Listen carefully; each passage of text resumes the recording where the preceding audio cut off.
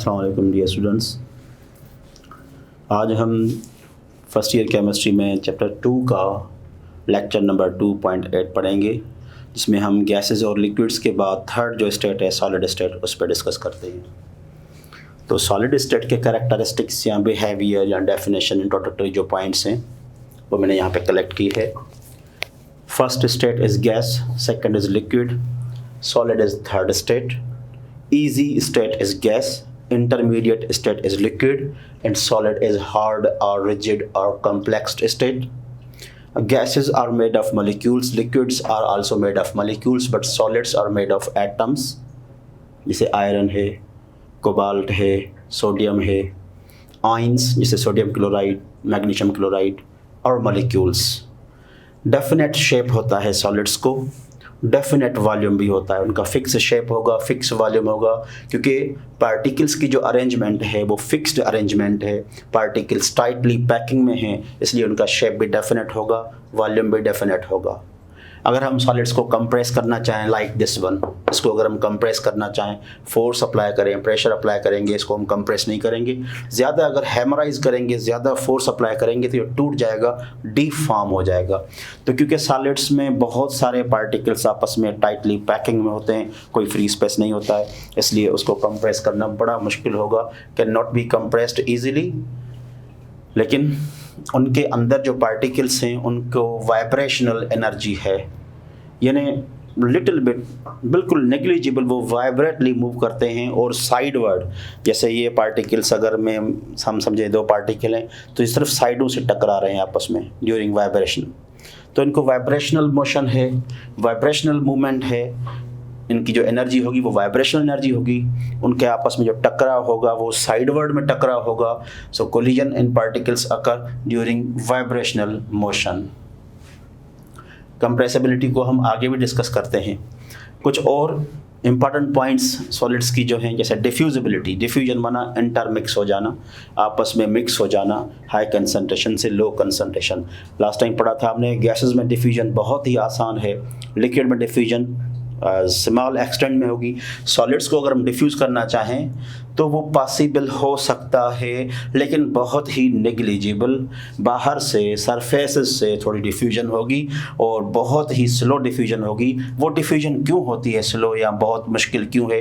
Due to vibrational motion, क्योंकि solid के particles भी वाइब्रेटली नेग्लिजिबल मूव करते हैं, तो इसीलिए उनमें डिफ्यूजिबिलिटी पॉसिबल हो सकती है, लेकिन उसका एक्सटेंट गैसेस लिक्विड से बहुत बहुत बहुत कम होगा। कंप्रेसिबिलिटी, कंप्रेस करना, किसी चीज़ को प्रेशर अप्लाई करके प्रेस करना, कंप्रेस करना। गैसेस के अंदर अ लॉट ऑफ स्पेस है, उसको कंप्रेस करना आसान है। लास्ट टाइम हमने पढ़ा था लिक्विड को जब हम कंप्रेस करते हैं, हाई प्रेशर अप्लाई करते हैं, तो लिक्विड फैल जाती है और निगलिजिबल, बहुत थोड़े अमाउंट में, थोड़े एक्शन में कंप्रेस हम कर सकते हैं, तो फिर उसका प्रेशर बढ़ जाता है। सॉलिड्स को हम ईजीली कंप्रेस नहीं कर सकते या बिल्कुल भी नहीं कर सकते। कुछ कुछ सॉलिड्स को हम निगलिजिबल कंप्रेस कर सकते हैं और काफ़ी सारी सॉलिड्स को कंप्रेस करना आसान नहीं है, नॉट पॉसिबल। यानी अगर पॉसिबल है तो सॉलिड्स में डिफॉर्म, अगर कुछ सॉलिड्स को हम कंप्रेस करते हैं, अगर वो कंप्रेस हो जाती हैं तो वो डिफॉर्म हो जाएंगी। लिटिल बिट सॉलिड्स, कुछ टाइप्स हैं, आगे हम पढ़ेंगे सॉलिड के कौन से टाइप्स हैं। कुछ डिफॉर्म हो सकते हैं, कुछ ट्रू सॉलिड्स हैं, कुछ नॉन ट्रू सॉलिड्स हैं। फॉर्म अगर आप सॉलिड समझते हैं उसको आप कंप्रेस कर सकते हैं, और ये जो है दीवार है या मार्कर है, इसको अगर हम कंप्रेस करना चाहें तो इसको कंप्रेस नहीं करेंगे, ज़्यादा प्रेशर अप्लाई करेंगे तो डिफॉर्म हो जाएगा, टूट जाएगा। इसके बाद एक और प्रॉपर्टी है डिफॉर्मिटी। डिफॉर्मिटी, सपोज करें एक सॉलिड है, उसके हमारे पास 4 लेयर्स हैं, 1 2 3 4। ये देखिए अरेंजमेंट, पहले लेयर में 3 पार्टिकल, फिर 4 पार्टिकल, फिर 3 पार्टिकल, फिर 4 पार्टिकल। अगर इन 2 लेयर्स पे हम प्रेशर अप्लाई करें तो क्या होगा? ये कंप्रेस नहीं होंगे, ये इधर से हट गए, इधर आ गए, यानी अब ये देखें शेप चेंज हो गया। इसको बोलते हैं डिफॉर्मिटी। तो यानी due to large pressure deformed solid ये हो गई। तो सॉलिड को ज़्यादा प्रेशर अप्लाई करेंगे तो वो डिफॉर्म हो जाएंगे, यानी deformity is the property of solids. Sublimation, आपके पास आइस है, अगर आइस को आपने हीट किया तो वो पानी बन जाएगा, पानी को आपने हीट किया गैस बन जाएगा। अब आपके पास कैम्फोर है, आयोडीन है, रबर है, उसको जब आप हीट करेंगे तो लिक्विड नहीं बनेगी, वो सॉलिड डायरेक्टली कन्वर्ट हो जाएगा गैस में। यूं समझे कि ये बाईपास है, ड्राई आइस आपने सुना होगा, कार्बन डाइऑक्साइड को जब ठंडा करते हैं तो बर्फ़ बन जाती है, लेकिन पानी वाली बर्फ़ गीली होती है, वेट होती है, और कार्बन डाइऑक्साइड की बर्फ़ जो है वो ड्राई है। अगर ड्राई आइस को आप हीट करेंगे तो उसके पानी नहीं बनेगा ना, वो डायरेक्टली गैस में कन्वर्ट होती जाएगी।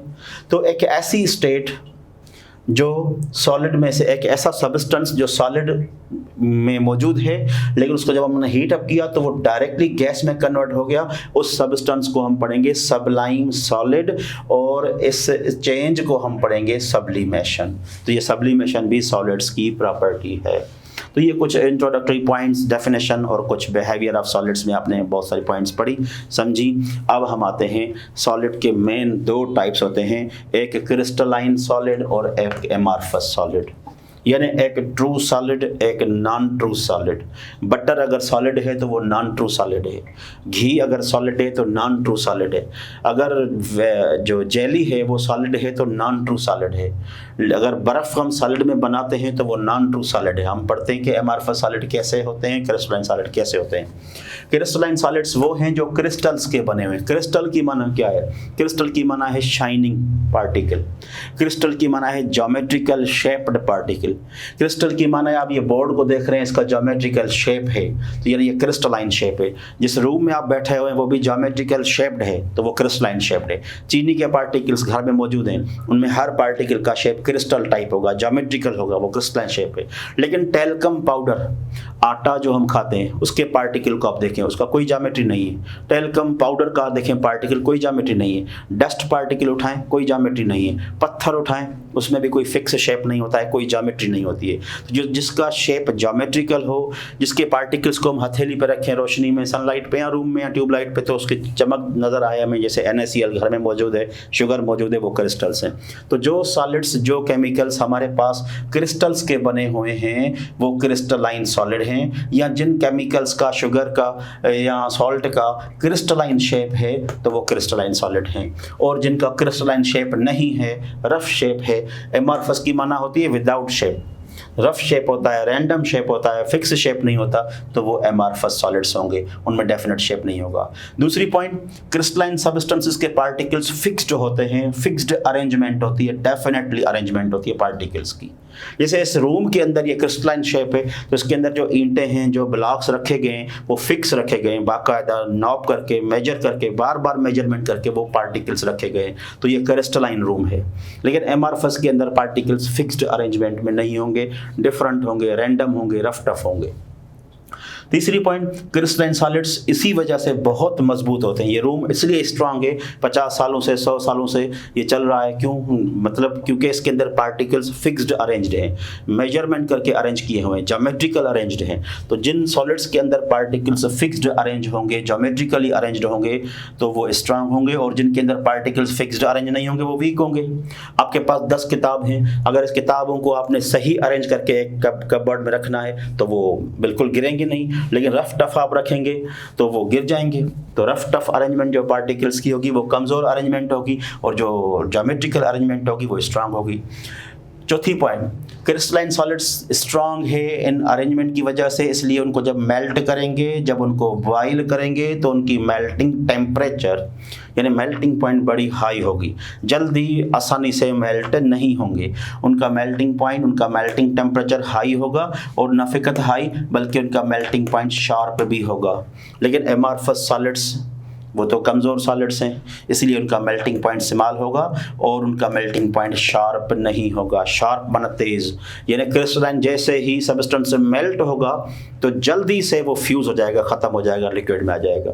लेकिन इसको जब हम मेल्ट करेंगे तो मेल्ट होने के बाद भी फ्यूजन में टाइम लगेगा, इनकी यानी शार्प मेल्टिंग पॉइंट नहीं होती है। इसके अलावा क्रिस्टलाइन सॉलिड्स को हम ट्रू सॉलिड्स मानते हैं क्योंकि ये स्ट्रांग है, स्टफ है। लेकिन ये जो सॉलिड्स हैं, भले सॉलिड्स हों लेकिन इनके अंदर पार्टिकल फिक्स नहीं है, क्रिस्टल्स नहीं है, तो इनको हम क्या पढ़ेंगे? Non true solids. Crystalline solids के अंदर 3 डायमेंशनल अरेंजमेंट होता है, जैसे ये x axis, y axis, z axis. इन्हें 3 डायमेंशन होते हैं, 3 एजेस होते हैं, 3 फेसेस होते हैं, ABC 3 फेस होते हैं। लेकिन एमआरफस में कोई डायमेंशनल अरेंजमेंट नहीं होता, एक्सेस नहीं होते हैं, फेसेस नहीं होते हैं। एक और प्रॉपर्टी बेटा, एक तो आप ये चीज़ ज़हन में रखें कि ये हम थियोरेटिकल टॉपिक्स पढ़ रहे हैं, इनमें हमें लॉजिक या प्रॉब्लम्स तो में नहीं मिल रहे हैं, ये आपको समझ में अभी जल्दी से आ जाएंगे, आगे याद करना आपका काम है। थियोरेटिकल टॉपिक्स में 80% मेहनत आपकी होती है, क्योंकि याद करना है, आपको पढ़ना है, आपको समझा मैं रहा हूँ, अब आपको याद करना आपका काम है। कॉन्सेप्चुअल टॉपिक में 80% मेहनत हमारी होती है। हम आपको लॉजिक सिखाते हैं, मेथड सिखाते हैं, शॉर्टकट सिखाते हैं कि इस प्रॉब्लम को बजाय 10 मिनट की सॉल्यूशन के विदिन 20 सेकंड आप सॉल्व करें। तो इन टॉपिक्स में ये याद करने की आपकी बातें हैं, आपकी चीज़ें हैं, मैं आपको समझा रहा हूँ। और किताब को भी फोकस कीजिएगा, और थ्योरी में हर चीज़ नहीं लिखी जाती, मैंने शॉर्ट करके पॉइंट्स लिखी हैं, आगे मैं आपको एक्सप्लेन कर रहा हूँ। नोट्स आपके पास होंगे, किताब आपके पास होंगे, वो पढ़ के आप अपना कॉन्सेप्ट क्लियर कर दीजिएगा। तो एक ये पॉइंट है anisotropy. Crystalline substances are anisotropic and amorphous substance are isotropics. Iso बना सेम, एनाइसो बना डिफरेंट। यानी क्रिस्टलाइन सब्सटेंस की कुछ ऐसी प्रॉपर्टीज होती हैं जो डिफरेंट होती हैं अपनी अपनी एक्सेस से, एक्स एक्सेस पे, वाई एक्सेस पे, जी एक्सेस पे, वो डिफरेंट प्रॉपर्टीज़ होती हैं। लेकिन एमआरफस में ऐसा कुछ नहीं है। उनके अगर एक्सेस हैं भी नॉन ट्रू सॉलिड्स के, तो उनकी प्रॉपर्टीज़ आपको सेम मिलेंगी। अच्छा, ऐसी कौन सी प्रॉपर्टीज़ हैं जो एनाइसोट्रॉपी शो करेंगी क्रिस्टलाइन में? जैसे रिफ्रैक्टिव इंडेक्स है, इलेक्ट्रिकल कंडक्टिविटी है। अगर क्रिस्टलाइन सब्सटेंस में इलेक्ट्रिसिटी कंडक्ट करेंगे, जैसे ग्रेफाइट से हम करंट पास करेंगे, तो वो पैरेलली करंट पास होगा, डिफरेंट पास होगा डिफरेंट एक्सिस से।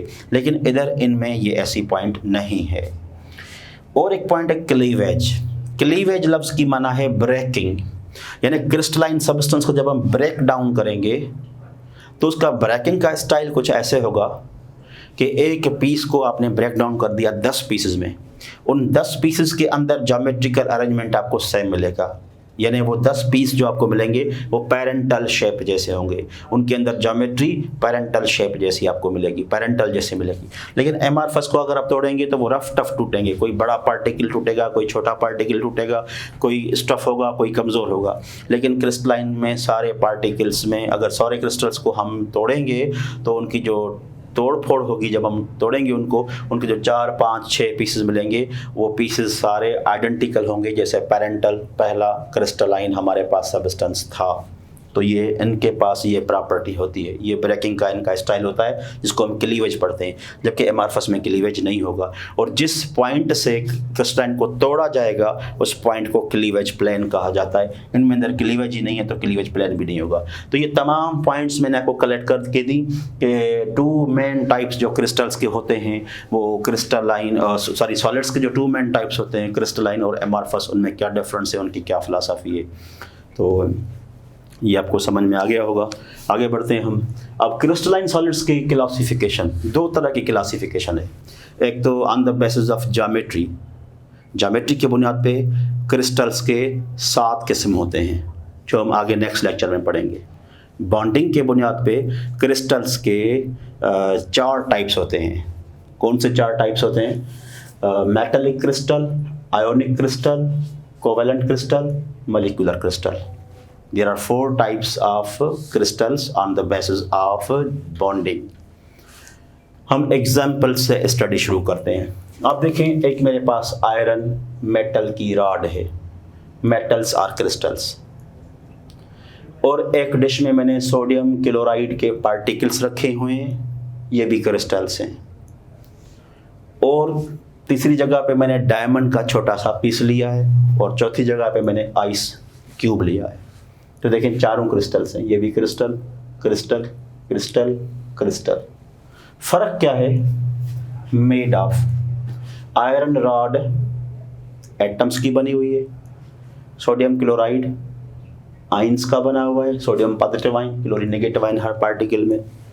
और डायमंड भी carbon carbon carbon carbon atoms का बना हुआ है। लेकिन आइस जो है वो मॉलिक्यूल्स का बना हुआ है। चौथे चैप्टर में डिटेल में हम टॉपिक पढ़ेंगे हाइड्रोजन बॉन्ड। फिलहाल शॉर्टली आप समझें कि ये वाटर का एक ब्लैक वाला मॉलिक्यूल, दूसरा मॉलिक्यूल, इन मॉलिक्यूल के बीच में ये red red dot dot dot जो मैंने बनाई है, ये मॉलिक्यूलर फोर्स है, हाइड्रोजन बॉन्ड है, जिसकी वजह से वाटर के मॉलिक्यूल्स आपस में क्यूब स्टाइल में जुड़े हुए हैं। तो ये ना इधर मॉलिक्यूल्स का बना हुआ है ये आइस क्यूब, ये एटम्स का बना हुआ, ये आइंस का, ये एटम्स का। फिर इनके 4 नाम डिफरेंट क्यों हुए? क्योंकि मेटल क्रिस्टल में जो एटम्स हैं वो सारे atoms held together, bonded together through metallic bond. अगर एटम्स मेटेलिक बॉन्ड के थ्रू बॉन्डेड होंगे तो वो मेटेलिक क्रिस्टल कहा जाएगा। अगर आयंस है तो लाजमी वो आयोनिक बॉन्ड के थ्रू सारे आयंस आपस में टाइटली पैक्ड होंगे, तो इसलिए उनको आयोनिक क्रिस्टल पढ़ा जाएगा। और अगर हम डायमंड को देखते हैं, उनके अंदर भी एटम्स हैं, लेकिन बॉन्डिंग कौन सी है? Covalent bond. डायमंड में कार्बन का कोवलेंट बॉन्ड है, और एटमिक क्रिस्टल में भी एटम्स हैं लेकिन कोवलेंट बॉन्ड नहीं है, मेटेलिक बॉन्ड है। तो बॉन्डिंग के लिहाज से इनके नाम डिफरेंट हो गए। मेटेलिक क्रिस्टल बना जिसमें मेटेलिक बॉन्ड हो, आयोनिक क्रिस्टल बना जिन क्रिस्टल्स में पार्टिकल्स में आयोनिक बॉन्ड हो, और कोवलेंट क्रिस्टल बना जिन क्रिस्टल के पार्टिकल्स में कोवलेंट बॉन्ड हो। और मॉलिक्यूलर क्रिस्टल्स वो हैं जिनमें मॉलिक्यूलर फोर्स हो, सेकेंडरी फोर्स हो, इंटरमॉलिक्यूलर फोर्स इसको हम पढ़ते हैं। उसका एक एग्जांपल है हाइड्रोजन बॉन्ड, जैसे आइस में आप हाइड्रोजन बॉन्डिंग देख रहे हैं। तो 4 टाइप्स हैं क्रिस्टल्स के, बहुत ही आसान, समझ में आपको आ गए होंगे कि metallic crystals are metals made of atoms, atoms are held together through metallic bond. Ionic crystals made of ions, and ions are packed through ionic bond. and covalent crystal में covalent bond होगा और atoms होंगे। इनकी अगर हम properties पर discuss करें तो मेटलिक क्रिस्टल्स क्या होते हैं? मेटल्स बहुत हार्ड होते हैं, जैसे लोहा, कॉपर, चांदी, ये बड़े हार्ड मेटल्स होते हैं, स्ट्रांग होते हैं। और कॉपर की तारें हमारे रूम के अंदर मौजूद हैं एवरीवेयर, जो केबल्स हम यूज़ करते हैं, या एल्यूमिनियम मेटल की यूज़ करते हैं या कॉपर की यूज़ करते हैं। तो ये these are the good conductors of heat electricity. और इन मेटल्स को बड़ी लार्ज मेल्टिंग पॉइंट होती है, लार्ज बॉइलिंग पॉइंट होती है, और ये मेलिएबल डक्टाइल है। मेटल्स को हम हेमराइज करके हम मोड़ भी सकते हैं, और इनको खींच के जो है वो बड़ी चादरें, बड़ी शीट्स भी बना सकते हैं। तो ये मेटलिक क्रिस्टल्स की प्रॉपर्टीज़ हैं। और मेटल्स का सरफेस शाइनिंग होता है, आयरन का, गोल्ड का, कोबाल्ट का, इनका सरफेस क्या होगा? शाइनी होगा। तो ये लस्ट्रस हैं। ये हो गई मेटलिक क्रिस्टल्स की प्रॉपर्टी। आयोनिक क्रिस्टल्स जो है, जैसे आयोनिक बॉन्ड है, आयोनिक कंपाउंड्स हैं, जैसे सोडियम क्लोराइड है, उसमें आयंस के जो है बने हुए हैं, वो भी बहुत स्ट्रांग होते हैं, हालांकि होते ब्रिटल हैं। सोडियम क्लोराइड बहुत कमज़ोर आपको नज़र आएगा, लेकिन इतना कमज़ोर नहीं है। अगर सोडियम क्लोराइड को आप घर में मेल्ट करेंगे तो उसका मेल्टिंग टेम्परेचर है 801। पानी 100 पे बॉयल होता है, ठीक है ना। चीनी जल्दी मेल्ट हो जाती है, लेकिन सोडियम क्लोराइड घर में नमक जो मौजूद है उसको अगर आपने मेल्ट करना है तो 801 डिग्री का टेम्परेचर आपको चाहिए। तो इसलिए वो ब्रिटल हैं लेकिन बड़े स्ट्रांग होते हैं, उनको मेल्ट करना आसान नहीं है। उनका मेल्टिंग टेम्परेचर, बॉइलिंग टेम्परेचर बहुत हाई होता है। और आयोनिक क्रिस्टल्स नॉन इलेक्ट्रोलाइट हैं नेचर में। इलेक्ट्रोलाइट माना एक ऐसा सब्सटेंस जो इलेक्ट्रिसिटी को एब्जॉर्ब करे और आयंस में तकसीम हो जाए। तो जैसे सोडियम क्लोराइड है, वो इलेक्ट्रिक करंट को एब्जॉर्ब नहीं करेगा, आयोनाइज उसको हम नहीं कर सकते, ध्यान से सुनिएगा, नेचर में। लेकिन NaCl को हमने फर्स्ट ईयर के चैप्टर 7 में स्ट्रॉन्ग इलेक्ट्रोलाइट पढ़ा है, वेरी गुड इलेक्ट्रोलाइट पढ़ा है। वो कब? जब हम इन क्रिस्टल्स को मोल्टन स्टेट माना मेल्ट कर लेंगे, या एक्वस सॉल्यूशन माना पानी में डिज़ोल्व कर लेंगे, उसके बाद ये ज़बरदस्त किस्म के इलेक्ट्रोलाइट है। ये बहुत अच्छे तरीके से करंट को एब्जॉर्ब करके और 90 to 95% आयंस बना देते हैं। तो ये ने by nature these crystals are non electrolyte, लेकिन इन एक्वस स्टेट और मोल्टन स्टेट में ये बहुत अच्छे कंडक्टर्स हैं, बहुत अच्छे इलेक्ट्रोलाइट हो सकते हैं। और इनको मेल्ट बॉइलिंग, ये मैंने ऊपर पॉइंट लिख लिए, इनकी मेल्टिंग बॉइलिंग पॉइंट बहुत जो है वो हाई है because of strongness. Third crystal है जिसमें 2 एग्जाम्पल है डायमंड ग्रेफाइट के। डिटेल्ड स्टडी आपकी डायमंड ग्रेफाइट की ऑलरेडी आगे है, थोड़ा कुछ 4th चैप्टर में डिस्कस भी है और आगे इंटर में भी P ब्लॉक में है। तो डायमंड ग्रेफाइट को इधर हम डिटेल में डिस्कस नहीं करेंगे, वर्बली मैं आपको बता रहा हूँ। तो डायमंड जो हमने पढ़ा जिसमें एटम्स का बना हुआ है, कोवलेंट बॉन्डिंग है, तो डायमंड और ग्रेफाइट दोनों क्रिस्टल्स हैं। कोवलेंट कंपाउंड्स क्रिस्टल्स नहीं हो सकते, लेकिन ये डायमंड नेचुरल कंडीशन पे एग्जिस्ट होता है, नेचुरली बनता है, गॉड गिफ्टेड चीज़ है एक हमारे पास।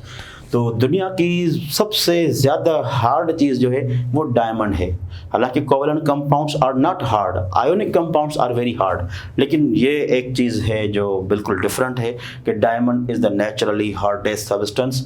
डायमंड बिल्कुल हार्डेस्ट क्रिस्टल है। डायमंड के अंदर कार्बन कार्बन के बीच में कोवेलेंट बॉन्ड है। डायमंड के अंदर कोई भी फ्री इलेक्ट्रॉन नहीं है, इसलिए वो नॉन कंडक्टर है हीट इलेक्ट्रिसिटी का। उसका टेट्राहेड्रल शेप बनता है। और ग्रेफाइट भी क्रिस्टलाइन है, लेकिन डायमंड जितना स्ट्रांग नहीं है, वो सॉफ्ट है। उसमें ग्रेफाइट में कार्बन में एक एक इलेक्ट्रॉन फ्री होता है, जिसकी वजह से वो सॉफ्ट बनता है। ग्रेफाइट को पेंसिल की जो निब है, पेंसिल की जो नॉक है, उसमें ग्रेफाइट की रॉड, ग्रेफाइट का पिन लगाया जाता है।